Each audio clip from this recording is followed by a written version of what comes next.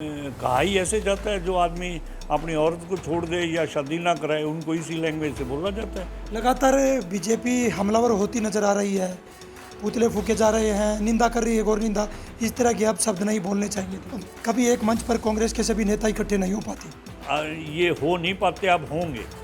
ये आप कह रहे हो ना, हो नहीं पाते, ये गलत कह रहे हो। होने का आपके प्रभारी के खिलाफ गो बैक के नारे लगते हैं, कभी हुड्डा पर तंज कसते हैं।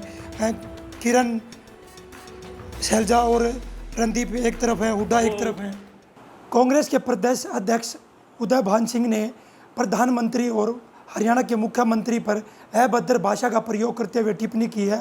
और हमारे साथ कांग्रेस के राय से पूर्व विधायक और रोहतक जिले के प्रभारी जयतीर्थ दहिया मौजूद हैं। दे साहब, क्या उदय भान के बयान का समर्थन करते हो आप? समर्थन ना समर्थन का सवाल ही नहीं है, कोई विवादित बयान ही नहीं है। ये तो हमारी जनरल भाषा में हम जो अपनी घर में यूज़ करते हैं उस भाषा में ये कहा ही ऐसे जाता है, जो आदमी अपनी औरत को छोड़ दे या शादी ना कराए उनको इसी लैंग्वेज से बोला जाता है। इसमें कोई मैं समर्थन करता हूँ। क्या राजनीति में इस तरह के बयान देना प्रधानमंत्री और मुख्यमंत्री? इसमें राठी साहब राजनीति कुछ है ही नहीं। ये तो राजनीति नहीं है, तो ये एक हल्के अंदाज में बात कही गई थी, उसको विवादित बनाना ये बीजेपी अपनी चाल चल रही है, लेकिन इसमें राजनीति कुछ नहीं है। लगातार बीजेपी हमलावर होती नजर आ रही है, पुतले फूके जा रहे हैं, निंदा कर रही है और निंदा, इस तरह के अब शब्द नहीं बोलने चाहिए थे। नहीं, ये बिल्कुल गलत है, ऐसा कोई वो नहीं किया है।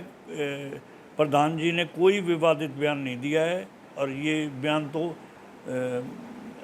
उसमें ठीक बात कही है उन्होंने, जो कही है उसका समर्थन करते हैं? हाँ, मैं समर्थन करता हूँ। संसद में एक सांसद है, उसने भी, हाँ, रमेश बजूड़ी, उसने भी इस तरह की भाषा वहाँ पर इस्तेमाल की है। और उसके बाद बीजेपी के नेता कह रहे हैं कि हमारे केंद्रीय मंत्री ने इस मामले में माफ़ी मांग ली है। नहीं, वो बीजेपी, मेरा जहाँ तक अंदाज़ा है, बीजेपी का खुद वो उकसाया हुआ एमपी था। और जहाँ तक हमारा ख्याल ये है कि आज उसको चेतावनी दे के छोड़ा गया है, स्पीकर साहब ने उसको चेतावनी दे दी। कल को वो दूसरा एमपी खड़ा हो जाएगा, उसको पता है अब चेतावनी से ज़्यादा तो कुछ होगा नहीं, तो तीसरा खड़ा हो जाएगा कल को, फिर एक और चौथा खड़ा हो जाएगा। चेतावनी दे के सबको छोड़ देना, ऐसे कोई तरीका नहीं है। इस आदमी ने जो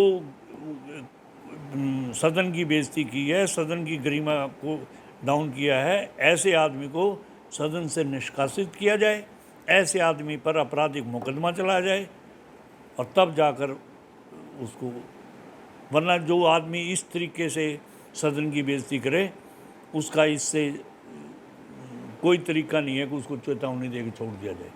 क्या इस तरह के बयान जो संसद से बयान आते हैं, या हरियाणा कांग्रेस के प्रदेश अध्यक्ष ऐसे बयान देते हैं, राजनीति में क्या ऐसे बयान जरूरी है क्या?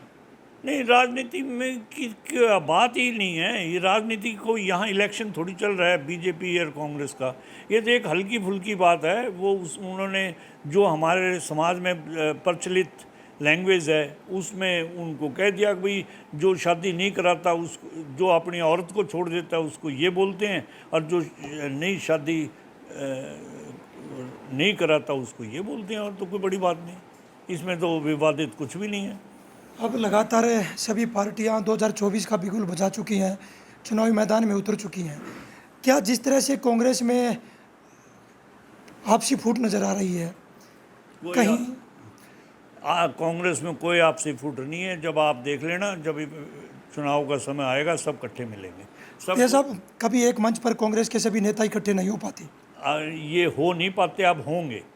ये आप कह रहे हो ना, हो नहीं पाते, ये गलत कह रहे हो। जब अभी ऐसा कोई समय आया नहीं है कि जब इकट्ठे होने का। आपके प्रभारी के खिलाफ गो बैक के नारे लगते हैं, कभी हुड्डा पर तंज कसते हैं। किरण शैलजा और रणदीप एक तरफ है, हुड्डा एक तरफ है।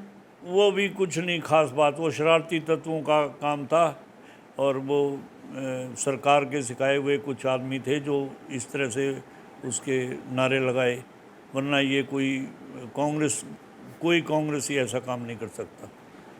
इंडिया गठबंधन में इंडियन नेशनल लोकदल पार्टी भी जा रही है, मल्लिकार्जुन खड़गे के पास मिलने पहुंचे हैं अभय सिंह चौटाला, उसको किस तरह देख रहे हो?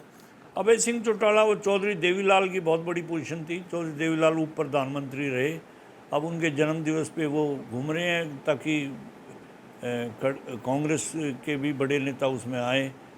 हालांकि हमारे हिसाब से मेरे अगर व्यक्तिगत राय पूछो तो कांग्रेस को, क्योंकि देवीलाल ने सारी उम्र कांग्रेस को वो किया है, तो सपोर्ट किया है। नहीं, खिलाफत की है।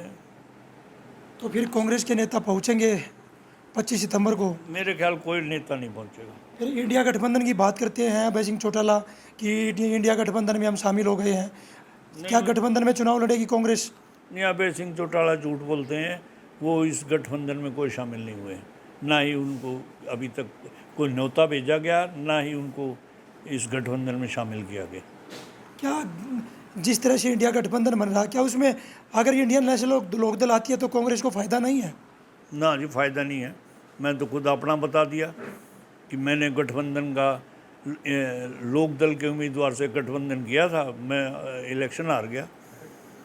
अब जो गठबंधन की सरकार है वो लगातार कह रही है कि 2024 में फिर तीसरी बार देश में बीजेपी की सरकार।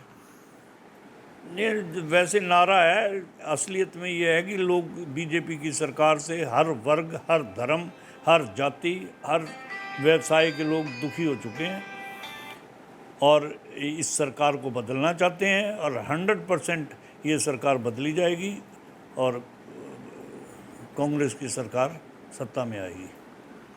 देखिए, हमारे साथ राई से विधायक और रोहतक जिले के प्रभारी जयतीर्थ दहिया थे।